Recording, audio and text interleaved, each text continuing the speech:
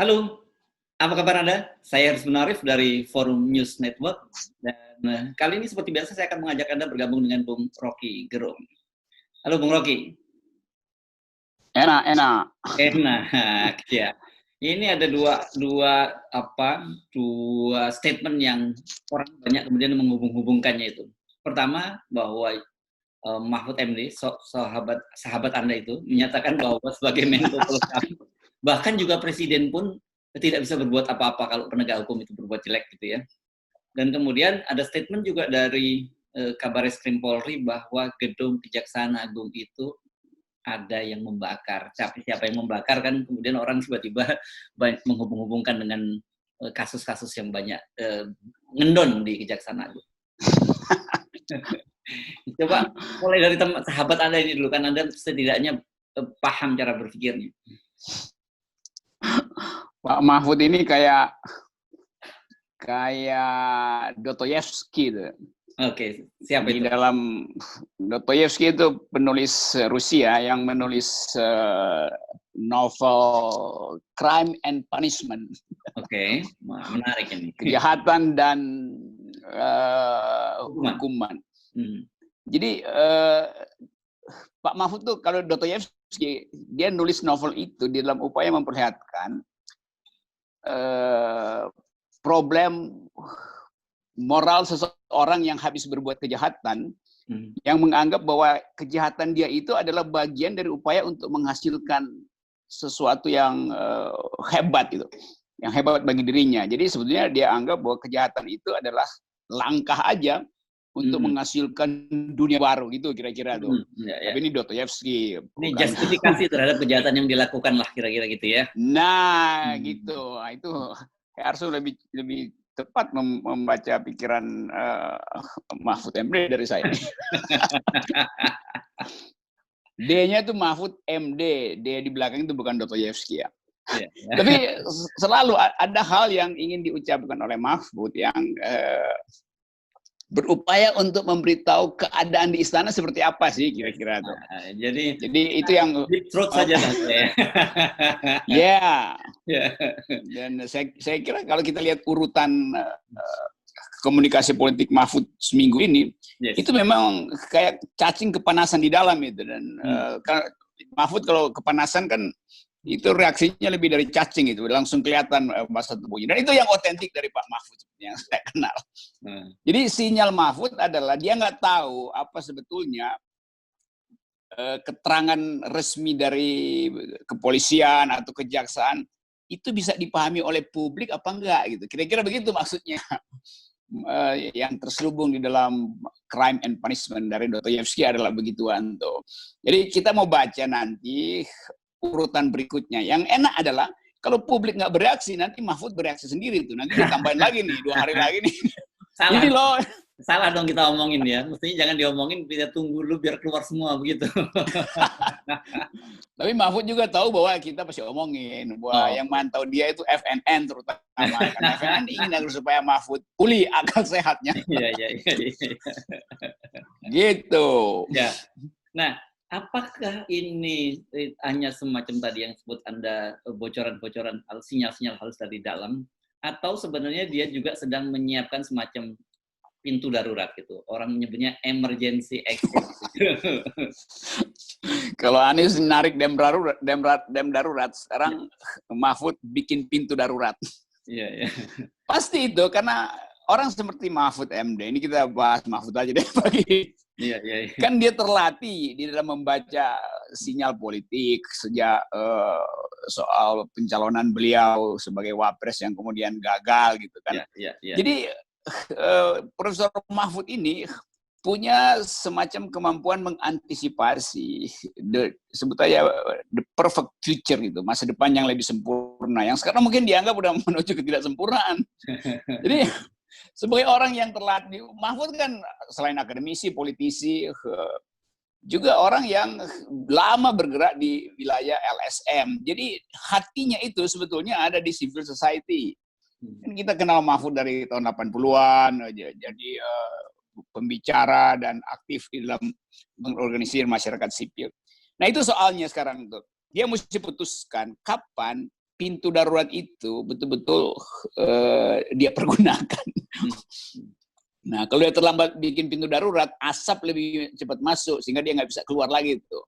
Karena ini kan lagi terbakar tuh, istana tuh lagi berasap dan asap itu pelan-pelan lantai 1, lantai 2. Kalau saya bayangin istana kayak kantor kejaksaan juga begitu sebetulnya. Nah, masing-masing orang nyari jembatan untuk memberi sinyal awal pada publik bahwa saya nggak sepenuhnya loh ada di dalam kolam butek. Ini kaki saya yang satu ini udah naik ke pinggir kolam nih, tinggal lompat aja atau nunggu orang narik dari kolam. Bukan cuma Mahfud, saya kira Sri Mulyani juga keluh kesahkan hal yang sama. Beberapa menteri yang tidak sering terekspos juga punya pandangannya sama bahwa something rotten dalam bahasa Shakespeare, ada yang membusuk di istana. Itu kira-kira tuh. Kita pakai istilah sastra aja nih ya. Ya. Dari Dostoyevsky ke Shakespeare. Atau Cicero gitu ya, misalnya ikan membusuk mulai dari kepala gitu misalnya. Nah, itu jadi lengkap semua nih. Cicero dari Roma sampai ke Dostoyevsky Rusia. Lalu ada sastrawan yang namanya Mahfud MD di Monas. Iya. Tapi lepas dari itu kan yang ditangkap publik jadi ngeri-ngeri sedap ini, Bung Rocky. Karena bagaimanapun juga kan Mahfud adalah seorang Menko Polhukam gitu ya. Jadi dia membawahi masalah-masalah hukum kan dikoordinasikan oleh beliau gitu. Tapi yang lebih serem lagi ketika dia bilang bahkan presiden pun itu tidak bisa berbuat apa-apa. Kemudian jadi kita bertanya-tanya, kalau gitu untuk apa kita memilih seorang presiden kalau membenahi aparat penegak hukum aja tidak bisa gitu. Nah, ini pernyataan yang mesti dianalisa semiotik gitu. Bahkan presiden pun nggak bisa berbuat apa-apa. Itu bisa upaya untuk menunjukkan bahwa skalanya ini udah sangat lebar sehingga variabelnya begitu banyak sehingga presiden nggak tahu lagi nih ujung sebab akibatnya di mana. Itu analisa pertama. Analisis kedua, dia mau ngeledek, separuh ngeledek satir pada presiden bahwa sebetulnya presiden tahu tapi dia nggak mau berbuat apa-apa. Nah, itulah keahlian diplomasi. Gawat Mahfud MD. Makin lama saya makin jadi ahli Mahfud nih.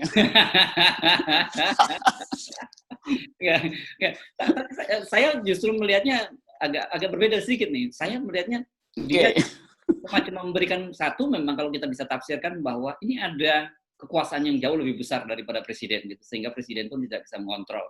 Tapi kedua, dia juga bisa kira-kira semacam karena bagaimanapun dia sudah diangkat oleh Pak Jokowi, jadi dia juga memberi permaluan pada publik. Jangan terus-terusan disalahkan Pak Jokowi dong gitu. Nah, bisa begitu juga kan, bisa ditafsirnya. Bisa. ya bisa itu, dan saya anggap bahwa tafsir Mahfud itu selalu ingin memberitahu bahwa sebetulnya presiden tahu tapi tidak mampu untuk mengucapkan karena soal literasi, atau fatalisme itu udah dialami oleh seluruh kabinet. Jadi kabinet ini udah pesimis saja tuh, sehingga tidak ada lagi keterangan yang masuk akal, keterangan yang bersih tiba di tempat presiden. Jadi kira-kira Mahfud mau jadi jembatan antara kegalauan presiden dan ketidakbecusan kabinet. Jadi Mahfud tahu bahwa kabinet udah tidak becus, bukan karena menterinya bodoh, tapi memang skala yang mesti diselesaikan itu begitu rumit dan kabinet tidak bisa dapat sinyal yang agak jelas dari presiden. Jadi kira-kira Mahfud mau atasi itu supaya publik agak tenang lah gitu, jangan terlalu cepat marah pada presiden karena ini soal yang rumit. Kabinetnya juga jangan terlalu banyak bikin saling membatalkan kebijakan karena presiden juga nuntut keteduhan. Tapi seluruhnya kalau kita baca dari kalimat-kalimat Mahfud memperlihatkan bahwa krisis sedang berlangsung di istana. Ya. Tapi saya kira yang perlu kita ingatkan kepada Pak Mahfud bahwa kalau Pak Mahfud mungkin kan ini termasuk kalau dalam menggunakan analogi awak pesawat emergency exit tadi, dia masuk awak pesawat gitu, dia boleh lompat, bisa ambil rompi terbang gitu untuk setelah penumpang semua selamat. Tapi kalau Pak Jokowi kan persoalannya nahkoda, pilot gitu. Dan biasanya kan harus kalau mau ada terjadi kondisi darurat, lompatnya juga paling belakangan. Masa diajak lompat bareng sama Pak Mahfud gitu? Iya, Jokowi adalah pilot di dalam daftar terbang terakhir dia pilot. Tapi ketika kita tahu bahwa Mahfud kasih kesan Pak Jokowi nggak ambil keputusan, maka saya bisa anggap bahwa yang ngebudikin sekarang adalah co-pilot gitu. Atau pesawat dibajak. Itu bukan iya, atau pesawat dibajak. Jadi Pak Mahfud pindah ke posisi tidak memegang kendali. Dibajak oleh siapa? Ya itu quest sera-sera. Dan pembajakan itu kan berlangsung setiap 2 minggu kan. Karena itu setiap 2 minggu Presiden bilang, kebijakan saya ganti tuh. Ini nggak jelas tuh. Ini pilot atau petugas pemadam kebakaran. Macam-macam gitu. Jadi ilmu penerbangan itu memperlihatkan bahwa pesawat NKRI hari ini tidak jelas pilotnya siapa tuh. Masih terbang, cuman navigasinya mengalami turbulensi. Ya. Nah, kalau saya kok cenderung lebih melihat itu kemungkinan ini ya, kemungkinan besar itu dibajak karena kan selama ini dari sinyalemen banyak para pengamat yang menyatakan bahwa ada oligarki yang sebenarnya mengendalikan gitu. Jadi ketika ngomong itu, meskipun ngomong itu dalam tekanan gitu. Ketika Pak Jokowi minta 2 pekan sekali atau minta dahulukan kesehatan daripada ekonomi atau sebaliknya, itu semuanya sebenarnya bukan Pak Jokowi dengan sadar, tapi dia dalam tekanan. Iya, karena yang mengetahui lapangan itu kan bukan Jokowi pilot, tapi ada air traffic control, ATC-nya itu suka kasih ramalan cuaca palsu ke pilotnya. Jadi pilot itu sebetulnya tergantung pada kontrol dari air traffic-nya itu. Nah, mungkin itu di situ yang dibajak justru air traffic control-nya, saya kira. Jadi oligarki berkumpul di situ buat ngasih tanda navigasi palsu pada sang pilot. Ya. Dan Mahfud MD tahu bahwa ada di atasnya tuh yang suka malsuin radar itu. Nah, itu yang sebetulnya berbahaya itu, karena seharusnya radar itu hanya boleh dioperasikan oleh mereka yang dipilih untuk jadi ATC. Sekarang ada ATC gadungan tuh. Dan pers sangat tahu, karena pers setiap hari lihat dari bawah menara, dilihat kok itu nggak pakai seragam tuh ATC-nya tuh, berarti ada yang menyusup situ. Enak nih. Ya, mumpung analoginya kita menggunakan pesawat gitu ya. Kan biasanya ketika memasuki situasi darurat atau mau masuk ke katakanlah awan yang tebal, itu kan awak pesawat biasanya mengumumkan gitu bahwa sebentar lagi kita akan masuk ke udara yang kurang baik, kan ada turbulensi, jadi diminta mengencangkan ikat pinggang. Tetapi sebagai awak ternyata Pak Mahfud menambahi, tetapi saya dan pilot udah nggak bisa berbuat apa-apa. Coba bayangkan kalau kan serem-serem nih. Itu emergency itu sinyalnya memang dari Mahfud. Karena flight attendant, apalagi engineer, semacam kehilangan bahasa untuk memberitahu bahwa pesawat sebetulnya dalam keadaan yang sangat berbahaya. Jadi kita percaya aja bahwa Mahfud sebetulnya pernah dilatih jadi, atau pernah ingin atau hampir jadi co-pilot, tapi batal. Walaupun seragam co-pilotnya udah disiapin, jasnya co-pilot. Tapi karena beliau batal, jadi dia masih ingin agar supaya publik ingat bahwa dia pernah jadi simbol dari kejujuran politik. Jadi saya kira bagus juga kita dengar Mahfud. Sementara Erick Thohir berkelahi dengan Ahok, sementara Erlangga berselisih dengan Menteri Keuangan dalam soal relokasi anggaran.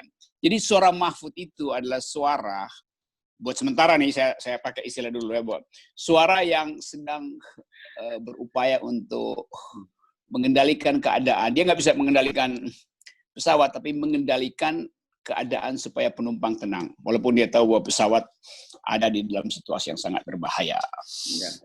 Nah, sekarang kalau di masa lalu, di periode yang lalu, di periode SBY kan orang banyak mengolok-olok Presiden SBY gitu.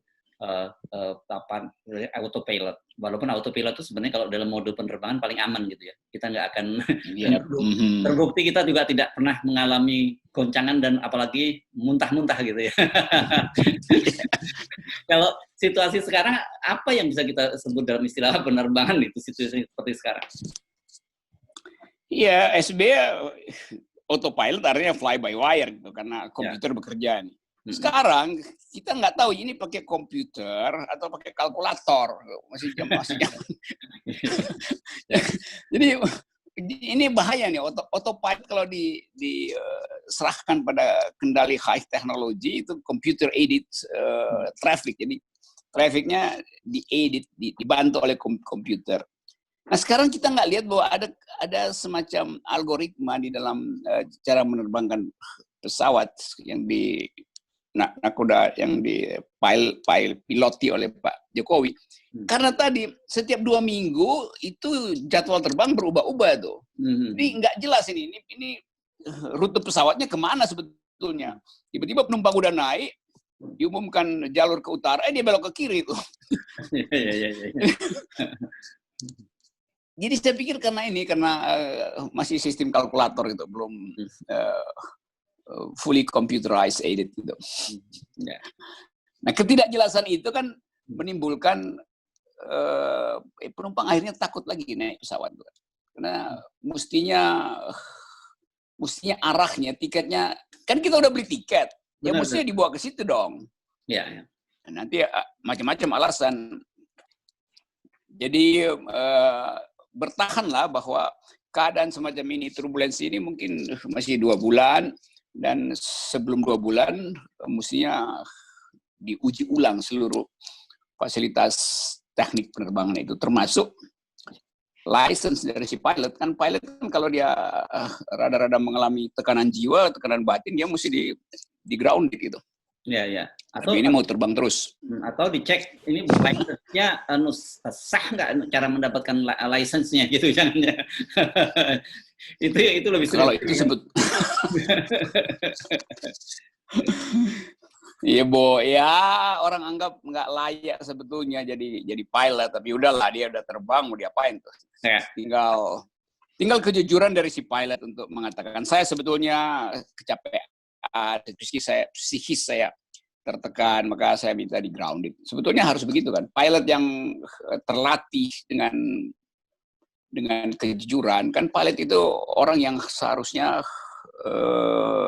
mengenali sendiri dirinya tuh. Karena dia membawa penumpang dalam keadaan yang berbahaya.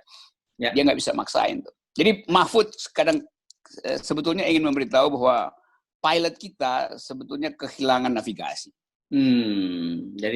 Jadi dalam hal itu apapun yang dilakukan kita sebagai penumpang mesti terima kasih kepada awak pesawat yang namanya Mahfud karena dia sudah mengingatkan kita gitu. Jadi ketika terjadi turbulensi atau goncangan yang keras kita nggak perlu terlalu kaget-kaget lagi. Ya itu Mahfud mendahului keterangan resmi dari ATC sehingga penumpang akhirnya boleh berspekulasi tapi jangan terlalu jauh spekulasinya. Ya. Karena sebagian orang merasa wah ini mendarat ini atau nabrak gunung nih. Nah kita tunggu nanti keterangan baru nanti Pak Mahfud. Karena Mahfud nanti saya taruhan nih 2 hari lagi Mahfud akan kasih tahu ini radarnya ini menuju gunung atau menuju lapangan darurat. Kalau lapangan utama udah pasti nggak bakal mendarat, jadi tinggal atau gunung atau lapangan darurat. Oke. Jadi kita tinggal menunggu saja sambil berdoa ya. Itu kan yang biasanya dilakukan kalau dalam kondisi darurat di atas pesawat. Nggak bisa apa-apa lagi kita. Jadi tinggal. Ya, tarik napas.